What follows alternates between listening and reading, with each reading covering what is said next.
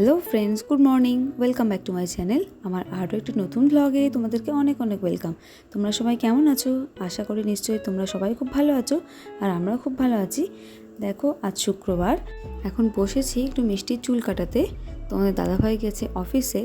আসলে মিষ্টির বেশ কয়েকদিন অন্তর অন্তর চুল না কাটলে চুলের তলাটা এত বাজে হয়ে যায়, মানে ওর খুব তাড়াতাড়ি ওর চুল বাড়ে, আর যে একটু লম্বা হয়ে যায় চুলগুলো তখন একটু ওর ঘাড়ের দিকে অস্বস্তি হয়। ওই জন্য একটু মাঝে মাঝে প্রায় 1.5-2 মাস অন্তরই অল্প অল্প করে একটু শেভ করে দেই, যাতে দেখতেও ভালো লাগে আর ওরও যাতে গরমে কষ্ট না হয়। এখন সামার ভ্যাকেশন চলছে, নেক্সট উইক থেকে স্কুল খুলবে। এবার যখন এই গরমের মধ্যে স্কুলে যাবে তখন যদি একটু চুল বড় বড় থাকে তাহলে খুব কষ্ট হবে। ওই জন্য একটু জাস্ট একটু একটু করে শেভ করে দেই, খুব একটা বেশি কাটি না, কারণ ও একদম চুল কাটতেই চায় না। ও যখন খুব ছোট, মানে ফার্স্ট ওকে যখন ন্যাড়া করি আমরা ওই বাড়িতে, তোমাদের দাদাভাই করে দিয়েছিল ট্রিমার দিয়ে, সেবার ওকে তখন এই ফোনে কার্টুন দেখিয়েই কাটা হয়েছিল। তখন খুব ছোট ছিল, প্রায় 4-5 মাস বয়স হবে হয়তো, ওই জন্য তখন খুব একটা কিছু বলেনি। কিন্তু নেক্সট ইয়ার যখন ওর ন্যাড়া করতে যাই তখন কি হয়েছিল জানো, যে একজন পাশে আমাদের এক কাকু আছে, ওনার সেলুন আছে, ওনাকে বাড়িতে ডাকা হয়েছিল ন্যাড়া করানোর জন্যে।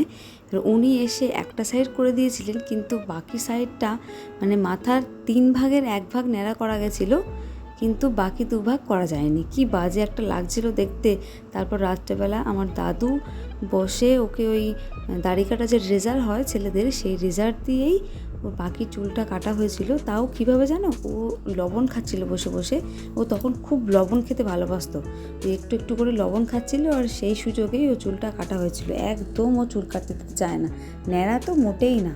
ওকে যদি জিজ্ঞেস করি মামাম তুই ন্যাড়া হবি, সঙ্গে সঙ্গে চিৎকার করবে আর বলবে না না, ন্যাড়া হব না।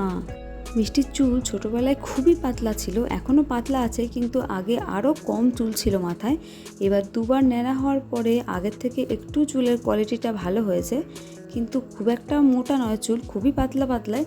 কিন্তু আগে যেমন একদমই কম ছিল, সেটা আগের থেকে কিছুটা হয়েছে। এবার বলো, বাচ্চাদের ন্যাড়া না হলে ছোটোবেলায় বড় হতে আর হবে না। ছোটোবেলায় যদি না হয় তাহলে চুলের কোয়ালিটি তো ভালো হয় না। আমরা তো ছোটোবেলা থেকে সেটাই জানতাম না, যে যতবার ন্যাড়া হবে চুল তত সুন্দর হবে। দেখো, এখনও কিন্তু ওকে সেই ফোনে কার্টুন দেখিয়েই কাটতে হচ্ছে, কিন্তু আগের মতো এখন আর অতটা ছটফট করে না। আগে যেমন ও কাঁচি দেখলেই না সঙ্গে সঙ্গে মানে ভয়ে পিছিয়ে যেত, ঘুরে ঘুরে দেখতো, যতই আমি ফোনে কার্টুন দেখতে দেই না কেন। কিন্তু ও একদম আগে কাটতে দিত না, যখন একটু বুঝতে শিখেছে তখন থেকেই। এবার এখন দেখছি একটু বড় হওয়ার পরে অতটা কিছু বলে না।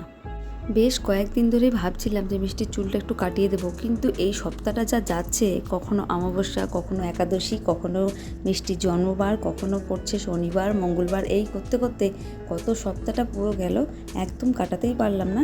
বাধ্য হয়ে ভেবেছি আজ বেলা হয়ে গেলেও আজ আগে মিষ্টির চুলটা কাটাবো, তারপরে বাকি অন্য কাজ করব। যেহেতু আজকে শুক্রবার, দিনটা ভালো, কোনো রকম কোনো সমস্যাও নেই।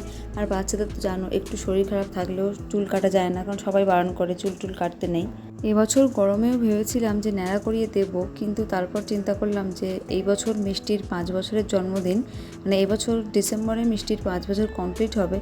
এবার জানি না কতটা কি সম্ভব হবে বা করতে পারবো। অনেক সময় ইচ্ছা থাকলেও তো সব সময় সম্ভব হয়ে ওঠে না, বিভিন্ন রকম বাধা যদি চলে আসে সেই ভয়ে, মানে আগের থেকে আশা করতেও সত্যি ভয় লাগে, কারণ যে কাজটাই আশা করি সেটা আর কিছু আর হয় না, ফলে না দেখি। সেই জন্যই ভেবেছি যে ওর 5 বছরের জন্মদিনটা কমপ্লিট হবে, তারপরে ওকে ন্যাড়া করব। এখন আর ওই জন্য চুলটা ছোটও করে খুব একটা কাটবো না, আর ন্যাড়াও এবছর আর করাবো না।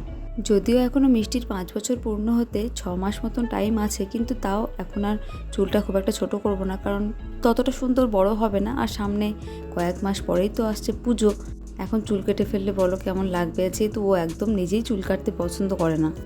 আগে বেশ কিছুদিন আগেও মিষ্টি একদমই কোনো ক্লিপ বা হেয়ার ব্যান্ড, কিচ্ছু কাটার কখনো কিচ্ছু ইউজ করতে দিত না। মানে যেই ওকে বেঁধে দিতাম কাটার ক্লিপ দিয়ে, সঙ্গে সঙ্গে খুলে দিত টান দিয়ে। কিন্তু এখন দেখি ওই জিনিসটা বোঝে যে ওকে ক্লিপ গার্ডার দিয়ে চুল বাঁধলে ভালো লাগছে, সেটা যে দেখতে সুন্দর লাগছে। বিশেষ করে জামার সাথে আরও ম্যাচিং করেই এখন নিজে নিজেই নিয়ে আসে হেয়ার ব্যান্ড, ক্লিপ বা গার্ডার, সব কিছু এখন নিজেই পরতে চায়। যার জন্যেই ও চুলটা একটু রেখে দেওয়া।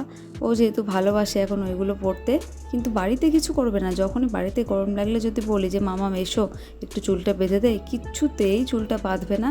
আর ওর একটা খুব বড় সমস্যা, যেটা মাথার মধ্যে সবসময় ঘামবে আর পিঠ ঘামবে। ও রাত্রে এসিতে ঘুমাচ্ছে, তারপরেও ওর পিঠ ঘামছে, গলা ঘামছে, মাথা ঘামছে।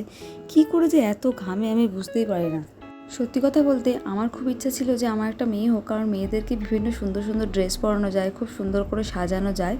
আর সত্যি ভগবান সেটাই পূর্ণ করেছে আমাদের ইচ্ছাটা। মিষ্টির পাপারও খুব ইচ্ছা ছিল মেয়ে হোক, আর এখন মেয়ে হওয়ার পরে ও বলে যে আমি সত্যি মেয়ে যদি আমার না হতো তাহলে হয়তো বুঝতামই না যে মেয়ে কী জিনিস বাবাদের কাছে। এখন মিষ্টি আবার নিজে নিজে ড্রেস চয়েস করে পরতেও শিখে গেছে, আর এখন স্নান করতে ঢুকলেই সবসময় চাই শ্যাম্পু, কারণ শ্যাম্পুটা করলে খুব সুন্দর চুলটা নাড়া দেওয়া যায়, ওটাই ওর খুবই পছন্দের জিনিস। চলো তবে মিষ্টিকে এবার স্নানটা করিয়ে দিই, ওর চুলটা কাটা মোটামুটি হয়ে গেছে। স্নানটা করানোর পর তারপর তোমাদের দেখাচ্ছি যে ওর লুকটা কেমন হলো। এই যে মিষ্টির চুল দেখো কেটে দিয়েছি স্নান করার পরে। মিষ্টির ভাত খাওয়া হয়ে গেছে, চুলটা দেখো শুকিয়ে গেছে। ঘোরো, শ্যাম্পু করে দিয়েছি। ঘোরো, পিছনটা দেখি, পিছনটা দেখাও। ককরোচ চলে গেছে। হ্যাঁ, আবার চুলটা নাড়া দে, আরেকবার, আরেকবার। এই যে দেখো ও চুলটা নাড়াতে ভীষণ ভালোবাসে, ওই জন্য রোজই চায় শ্যাম্পু করতে। টাটা করে সবাইকে, টাটা।